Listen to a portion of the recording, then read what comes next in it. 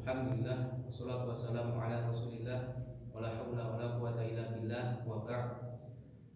Alhamdulillah, bersyukur pada Allah Subhanahu wa taala yang telah memberikan begitu banyak kenikmatan kepada kita semuanya, sehingga alhamdulillah kesempatan kali ini kita semuanya masih dikumpulkan oleh Allah Subhanahu wa taala dalam keadaan sehat walafiat dan tanpa ada halangan suatu apapun.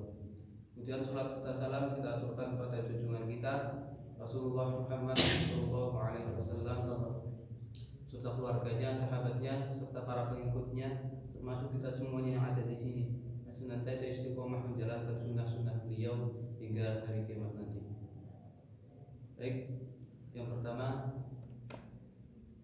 faedah yang dapat saya ambil setelah saya menghatamkan kitab ini, yaitu bahwa selayaknya kita seorang penuntut ilmu, jangan pernah kita niatkan mencari ilmu itu untuk tujuan dunia.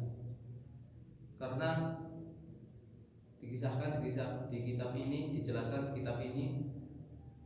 dulu pada zaman salaf banyak sekali orang-orang yang belajar ilmu dengan sungguh-sungguh, akan tetapi mereka tidak mendapatkan keutamaan dari ilmu tersebut, karena mereka salah di dalam niat untuk belajarnya. Maka sudah seharusnya bagi kita seorang penuntut ilmu, kita niatkan menuntut ilmu itu untuk mencari ridhonya Allah Subhanahu wa taala, untuk mencari surganya Allah Subhanahu wa taala. Karena barang siapa yang mencari ilmu itu, yang mencari ilmu akhirat untuk mencari ridho Allah, maka Allah Subhanahu wa taala akan membimbing jalannya di dunia ini. Kemudian sudah selayaknya bagi kita seorang penuntut ilmu agar kita itu mempunyai sifat yang warok, karena dikisahkan bahwa satu orang berilmu yang memiliki sifat warok lebih ditakuti syaitan daripada 1000 orang ahli ibadah. Karena itu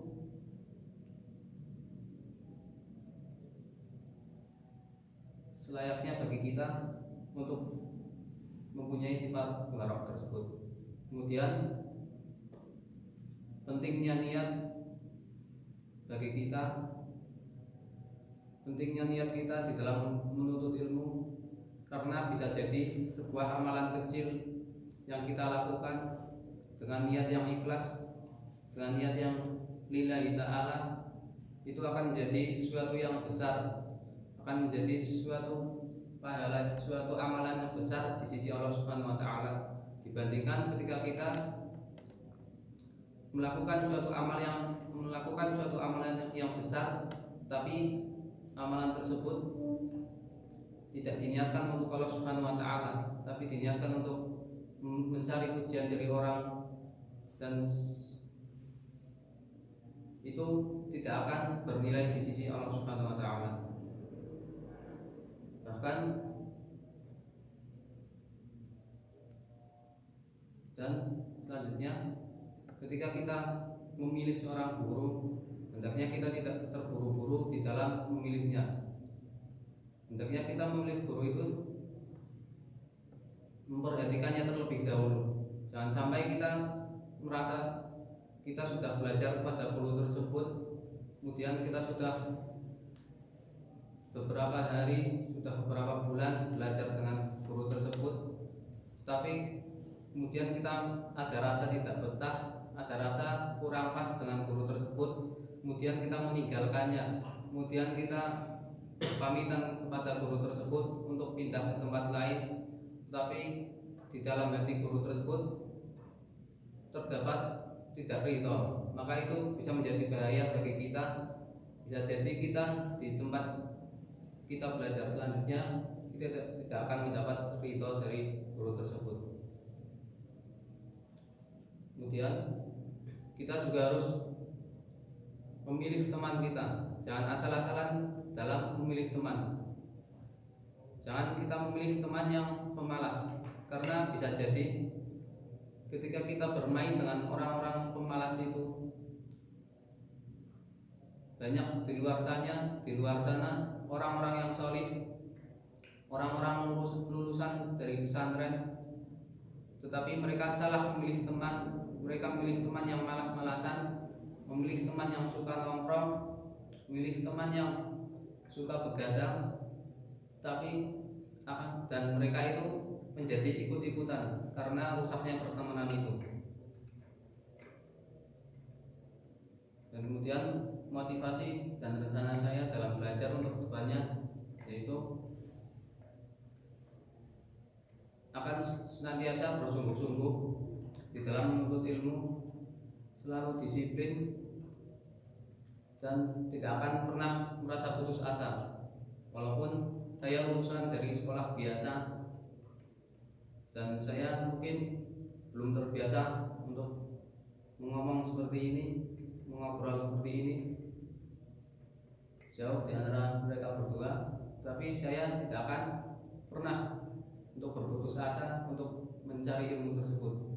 Seperti yang dikisahkan oleh Imam Syafi'i yang mengajari muridnya sudah berkali-kali tidak bisa, dan Imam Syafi'i kemudian memprivatnya untuk belajar, bahkan sampai puluhan kali beliau muridnya tersebut tetap tidak bisa memahami apa yang Imam Syafi'i katakan, apa yang Imam Syafi'i ajarkan tersebut. Kemudian Imam Syafi'i menyuruhnya untuk berdoa kepada Allah Subhanahu wa taala.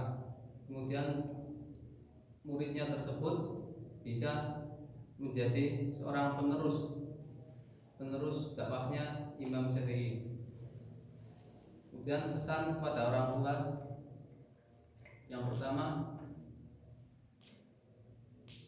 saya ingin minta maaf sebesar-besarnya kepada orang tua saya atas banyaknya kesalahan-kesalahan yang saya lakukan, baik yang disengaja maupun tidak disengaja, karena banyak sekali kesalahan-kesalahan tersebut. Mudah-mudahan kedua orang tua saya mengampuni kesalahan-kesalahan yang saya lakukan. Kemudian saya ingin menjadi seorang anak yang berbakti kepada kedua orang tuanya, yaitu dengan belajar sungguh-sungguh di sini untuk membahagiakan kedua orang tuanya.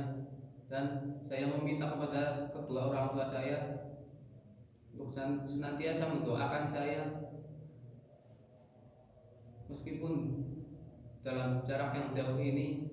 Saya ingin orang tua saya membersamai saya di dalam belajarnya, yaitu dengan cara mendoakan saya supaya menjadi anak yang berbakti, menjadi seorang anak yang